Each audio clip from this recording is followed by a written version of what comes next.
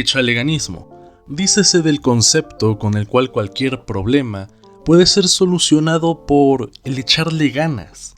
O dícese de aquella cultura que cree que el individuo es el único responsable de su situación, sin tomar en cuenta muchos otros factores que influyen, para bien o para mal, en la eficacia de la acción humana.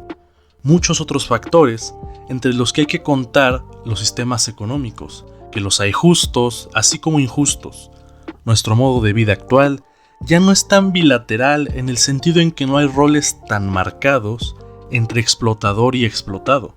Más bien, ahora estos papeles son diversos, pues el típico explotador es al mismo tiempo explotado y el explotado explotador. Buenos días, tardes o noches. Sean bienvenidos al podcast de las entelequias. El día de hoy quiero darle continuación a esta serie llamada Vivimos en una distopía. En este caso, hoy quiero tomar un tema interesante, que es el de la autoexplotación.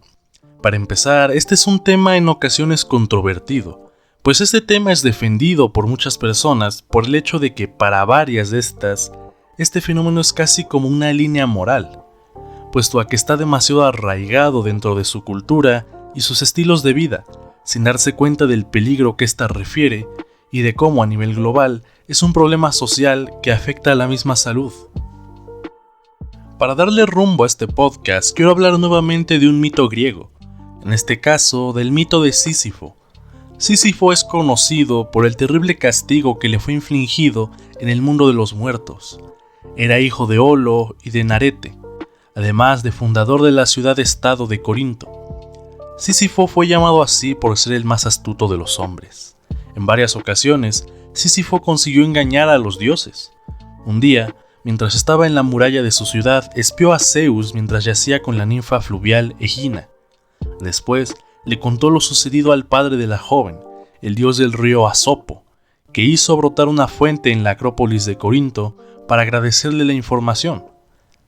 Zeus quedó muy disgustado por la actitud de Sísifo y le envió con Tánatos, dios de la muerte, a permanecer en el mundo de los muertos. El astuto Sísifo era demasiado inteligente y engañó a este otro dios.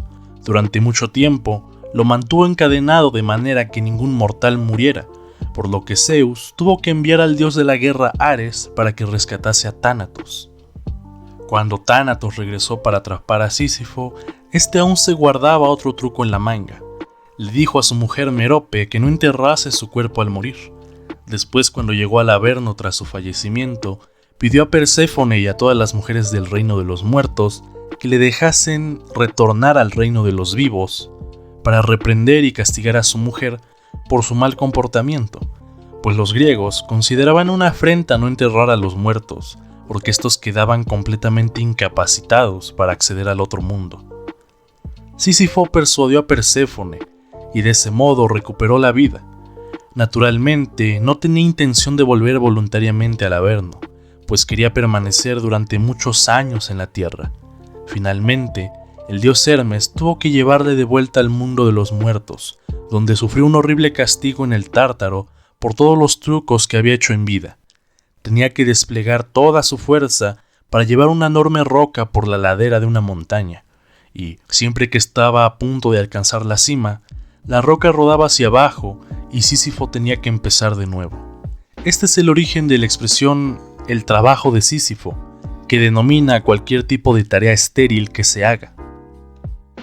La segunda definición del echaleganismo es una que sirve para explicar este tipo de problemas, pues hoy en día se tiende a considerar al individuo como el único responsable de su propia vida, cuando la triste realidad es que la propia vida es algo de lo que nosotros, la más de las veces, no podemos controlar.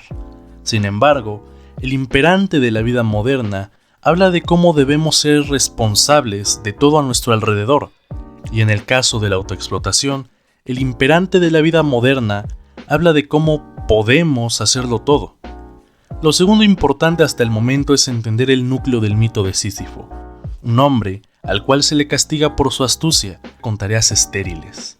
Las condiciones de la autoexplotación son una forma reinventada del castigo de Sísifo, que después de todo es castigar a la habilidad y a la gran capacidad con trabajos vacíos, Así como Sísifo pierde la voluntad de ejercer su astucia al tener que levantar esa piedra eternamente. Nosotros, en este mundo de la autoexplotación, tenemos que perder habilidades creativas e intelectuales, pero por una sobrecarga de trabajo constante. Constantemente por familiares y o amigos está el imperante enajenado de la productividad. Seguro ustedes tienen familiares o amigos que constantemente andan cuestionando a los otros sobre qué tan productivos son, haciendo preguntas sobre por qué no han emprendido, por qué no crean un negocio, se meten a cursos, leen un libro de autoayuda, etc. En nuestra sociedad actual hay una obsesión constante por la idea de ser productivos. Se ve con repulsión y vergüenza al descanso, y se tiene una cierta competitividad arraigada en los actos más cotidianos, como leer o establecer lazos sociales. Lo importante aquí es que estos esfuerzos de la productividad nacen en la idea del éxito, de ser ganadores básicamente. Por ende, aquí no tiene tanta importancia el realizar metas o sueños como tal, sino llegar al éxito sin importar cuál sea el medio para llegar a ello. Para empezar, aquí se descubre el primer engaño de este tipo de ideas. Pero primero, hay que cuestionarse el producir ¿para qué? A este tipo de preguntas rápidamente se respondería con que se produce para ser mejor, para salir del lugar de donde se está y alcanzar un progreso y éxito económico. El problema, como he abordado en otros podcasts, es que la riqueza no es algo mágico. No aparece de repente en una persona. La riqueza tiene un trasfondo material, y solo así se puede hablar de una persona que llega al éxito económico. Dentro de un trabajo de oficina de jornada extensa y vulgares condiciones laborales, este solo es un anhelo triste, pues no importa qué tanto esfuerzo se le dedique, ya que este tipo de trabajo solo dará, como en el mito de Sísifo, resultados estériles. En pocas palabras, el mayor engaño de esta sociedad de la productividad es hacernos creer que podemos volvernos ricos así como así, pues no importa el esfuerzo que tengamos, ya que para ser rico, se tiene que ser rico desde antes. Para este tema recurro a un filósofo frecuente en este canal, que es Byung-Chul Han. Según él, se ha pasado del deber hacer una cosa al poder hacerla. Se vive con la angustia de no hacer siempre todo lo que se puede, y si no se triunfa, es culpa suya. Ahora uno se explota a sí mismo, figurándose que se está realizando. Esa es la cruel lógica del neoliberalismo, que culmina en el síndrome del trabajador quemado, y la consecuencia peor, ya no hay contra quién dirigir la revolución. No hay otro de donde provenga la represión, es la alineación de uno mismo. En lo físico, se traduce en anorexias o en sobreingestas de comida o de productos de consumo u ocio. Al día de hoy nos enfrentamos a esclavitudes modernas, pero estas ya no son latentes, no son como otrora.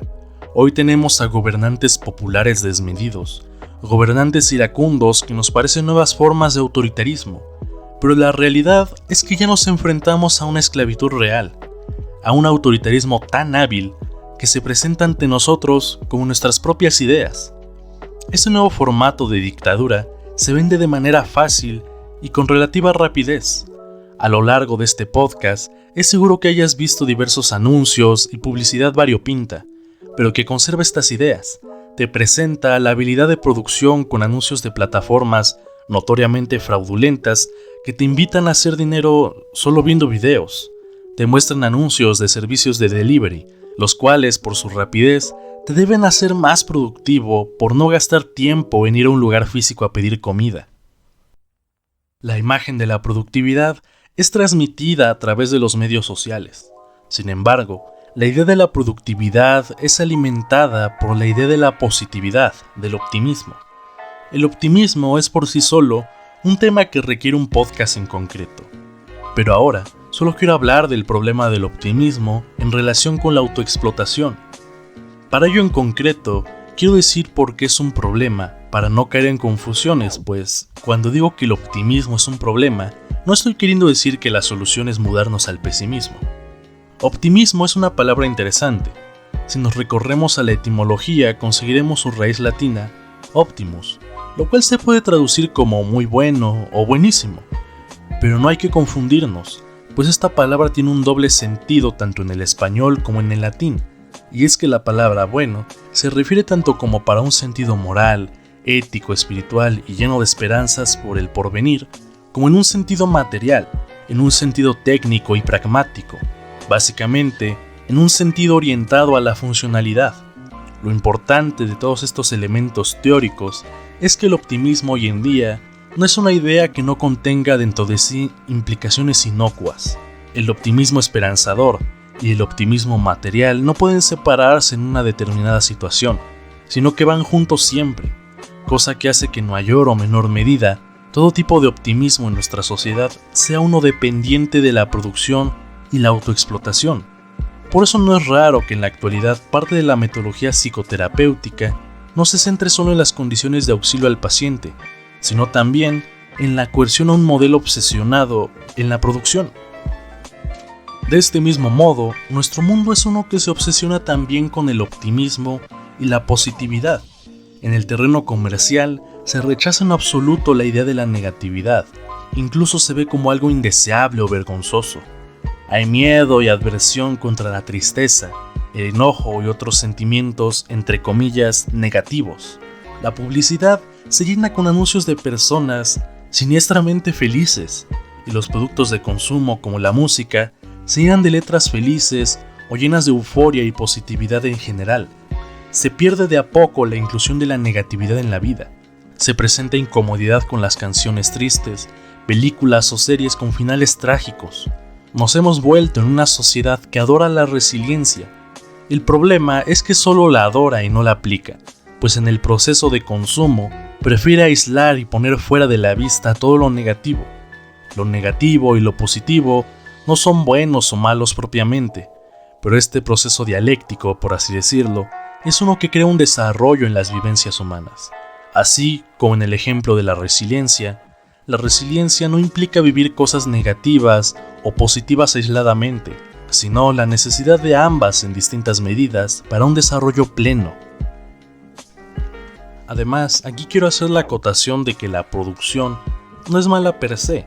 De hecho, la producción es, en el terreno del trabajo, una necesidad humana. Pero a día de hoy, el trabajo ya no se presenta como una necesidad de la expresión humana, sino como una obligación de la cual depende la vida propia, y en el caso más actual, como una especie de fetichismo del cual se obtiene una supuesta realización. Las condiciones de explotación son tales que quiero mencionar una idea bastante interesante de Hahn, y es que en la actualidad, los problemas de enfermedades no son víricos.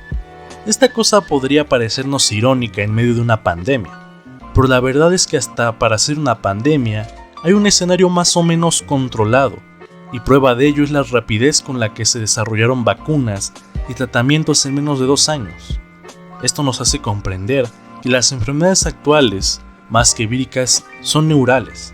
Las verdaderas enfermedades que deben preocuparnos ahora son las que tienen una relación con la salud mental en lugar de la corporal.